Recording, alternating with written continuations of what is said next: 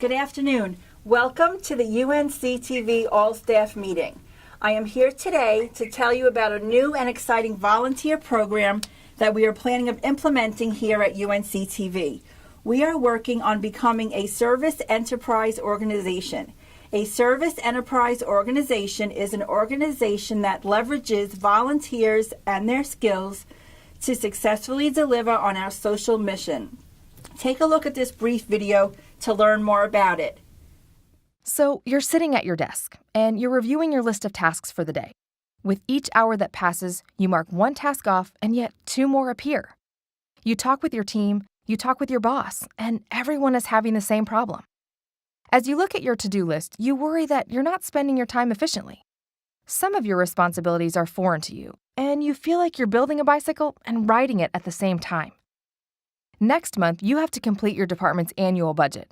You carve out an hour every day to focus on it, but you're distracted by other projects, and math is not your strong suit. You think of your neighbor Sandra, an accountant, and wish she would suddenly appear to take on the responsibility. Now, consider she could appear. Imagine that Sandra, or someone like Sandra, had a role built into your organization to use her specific skill set to serve your organization. With her help, you would focus on what you're good at. You would feel like the work your team is doing is making a tangible contribution to your organization's mission, the same mission that attracted you to join the organization. By engaging Sandra and other skill-based volunteers, your organization could operate as a service enterprise. A service enterprise is an organization that fundamentally leverages volunteers and their skills to achieve its social mission. This means engaging volunteers in every area of your work, from direct service to operations to administration.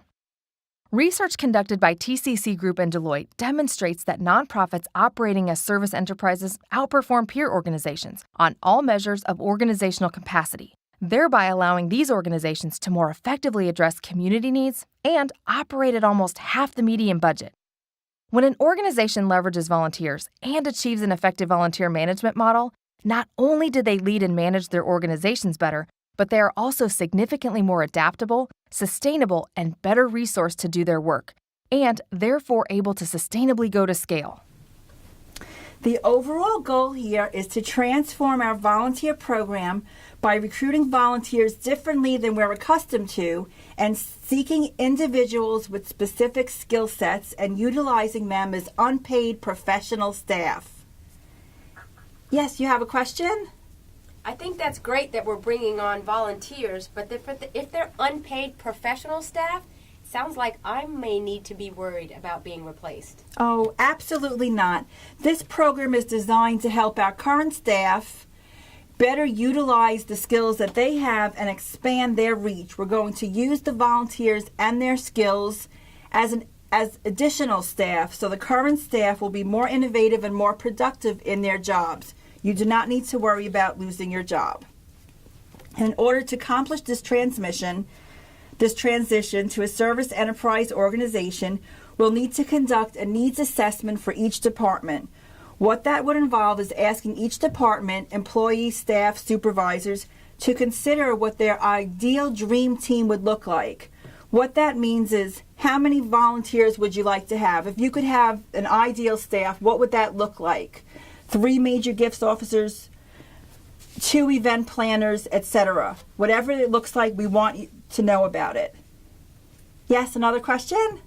So who's going to supervise all these volunteers? Again, another great question. Volunteers will be placed in their various departments based on the results of the needs assessment. It will be up ultimately to the department manager to decide who will supervise the volunteers in their own areas. However, we feel and recommend it would work better with the individuals actually interacting on a day-to-day or week-to-week basis with the volunteers for them to be the ones that directly supervise the volunteer. For example, if we have a volunteer assisting human resources in an administrative capacity, that person will be working most closely with Judy Munson, so she would supervise the individual, not Anne. Yes, another question? Where are all these volunteers going to sit? Again, another great question. At this point, we're not exactly sure where everyone will sit, But as you walk around UNC TV, you could see that there are several empty cubicles and offices, and we do have space to add more people. It makes sense that if a person is working in the development team, we will have that volunteer sit closely with the development team. If the person is volunteering with production, obviously they'll be situated closer to the production team. We will do everything we can to make sure the volunteers know where they're going to work with people that could assist them be successful in their jobs, and make them feel like they belong here at UNC TV. After the completion of the needs assessment and all the volunteer job descriptions have been developed in each department, these new job descriptions will clearly define the duties and responsibilities and expectations of these volunteers in their new role. We will then list them on a revamped volunteer page of our newly redesigned website. Once these job descriptions are completed, we will roll out a newly revised volunteer application. Volunteers will apply for their volunteer roles similar to how employees and staff apply for their jobs. On these applications, we will ask more in-depth questions regarding each volunteer applicant's skills, experience, interest, etc. Once they are in the door and they are interviewed, they'll be placed in a department that directly connects them with their exact skills, interests, and abilities. Yes, another question? I don't really know anything about writing job descriptions. I've never done it before, and quite frankly, I'm uncomfortable. Does that mean our department won't get any volunteers? Oh, not at all. The Service Enterprise team, along with HR and your supervisors of each department, will help write each job description. They will write clearly, useful, descriptive job descriptions. The entire process will be a team effort through and through.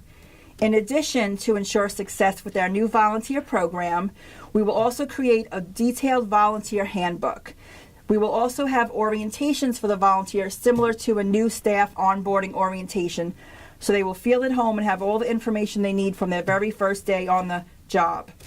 Additionally, staff will also have the opportunity to participate in volunteer management training sessions.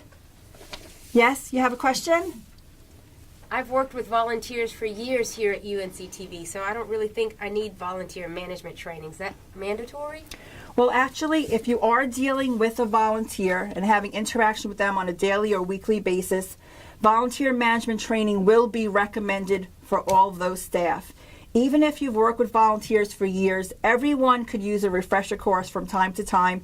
And because we are rolling out this new program and really want it to be a success here at UNC TV, for us, the staff, and the entire organization, it wouldn't hurt to have some additional training. But that's a great question.